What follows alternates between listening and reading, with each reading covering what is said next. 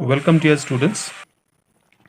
तो आज का हम लोगों का जो टॉपिक ऑफ डिस्कशन रहेगा वो होगा जॉन टेलर डिस्टॉर्शन। तो इस टॉपिक को स्टार्ट करने से पहले हम लोग थोड़ा सा देख लेते हैं कि ये जो तीन स्ट्रक्चर आपको नज़र आ रहा है या तीन ज्योमेट्री जो आपको नज़र आ रहा है, आप जरा उसको देख के बताओ कि what is the difference between these three structures. या फिर इसको आप ऐसे भी कह सकते हो कि इस स्ट्रक्चर के बेसिस पर ये दोनों स्ट्रक्चर्स में क्या डिफरेंस है। अगर आपको डिफ़िकल्टी हो रही है तो हम लोग ऐसा करते हैं कि इसको हम लोग कंसिडर करते हैं कि this is the x axis और ये हम लोग कह रहे हैं कि ये माइनस एक्स है। इस एक्सिस को हम लोग मान लेते हैं कि ये हम लोगों का वाई एक्सिस है, ये हम लोगों का माइनस वाई एक्सिस है और ये हम लोगों का फिर उसी हिसाब से ये z हो गया और इसको हम लोग कह रहे हैं माइनस z।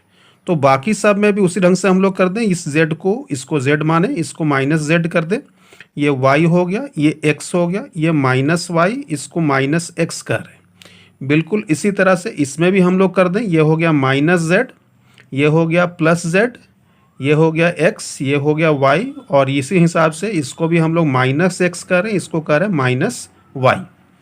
तो मेरे ख्याल से कुछ हद तक आपको ये क्लियर हो रहा होगा कि इस स्ट्रक्चर के बेसिस पर अगर हम लोग कंपैरिजन करें तो ये जो स्ट्रक्चर हम लोगों का है बी वाला, इसमें हम लोगों का जो ये जेड वाला जो एक्सिस है इसकी लंबाई या फिर इसको अगर हम लोग कहें तो ये जो डिस्टेंस है एम से लेकर के एल तक का जो डिस्टेंस है वो डिस्टेंस छोटा है, जबकि इसमें डिस्टेंस जो है काफ़ी लंबा है। ठीक है, थोड़ा सा अब हम लोग मुद्दे पर बात करते हैं। हम लोगों का ये तीनों स्ट्रक्चर को हम लोग मानते हैं कि ये हम लोगों का ऑक्टाहेड्रल शेप है या ऑक्टाहेड्रल ज्योमेट्री है। ठीक है, तो ऑक्टाहेड्रल ज्योमेट्री में ये बॉन्ड्स को जो हम लोगों को फेस पर होते हैं, ये जो बॉन्ड है एक्स और वाई वाला, तो इसको हम लोग कह रहे हैं कि this is the equatorial bonds. ये चार हम लोगों का इक्वेटोरियल बॉन्ड्स है, जबकि हम लोगों का ये वाला जो है उसको हम लोग कह रहे हैं एक्सियल बॉन्ड।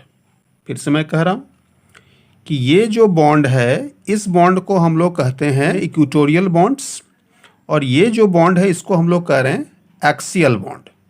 तो अगर इसके कंपैरिजन में इसको देखें तो ये जो जेड एक्सिस वाला यानी कि जो एक्सियल बॉन्ड है ये शॉर्टर है इस केस में कंप्रेस्ड हो गया है, जबकि ये वाला केस यानी सी नंबर वाले डायग्राम में जो है ये बॉन्ड हम लोगों का लंबा हो गया है, ये हम लोगों का इलोंगेटेड हो गया है।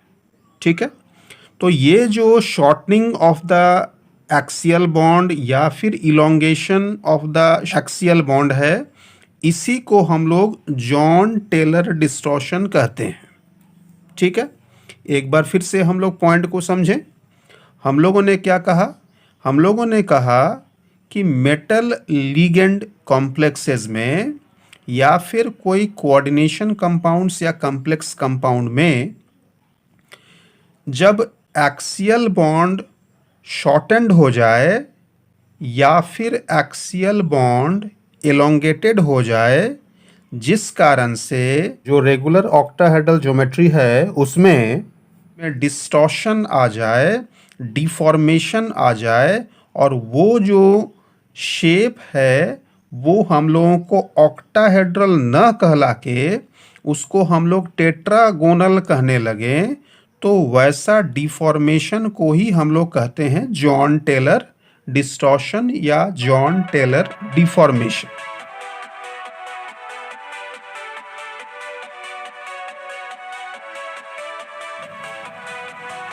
तो इसका जो डेफिनेशन है वो डेफिनेशन कहता है the lengthening or shortening of the axial bonds in complex compounds having an octahedral geometry due to the presence of unsymmetrical electrons is called John Taylor distortion।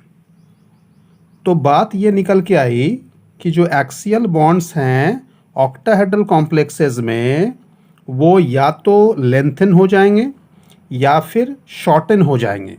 ठीक है, और इस लेंथनिंग और शॉर्टनिंग होने से क्या होगा, जो रेगुलर ऑक्टाहेड्रल ज्योमेट्री है उसमें डिस्टॉर्शन होगा और इस डिस्टॉर्शन के पीछे कारण क्या है, ना अनसिमेट्रिकल इलेक्ट्रॉन्स का डी ऑर्बिटल्स में होना। ठीक है, तो ये जो पर्टिकुलर वीडियो है इसमें हम लोगों ने सिर्फ what is John Taylor distortion या जॉन टेलर इफेक्ट क्या है ये हम लोगों ने जाना।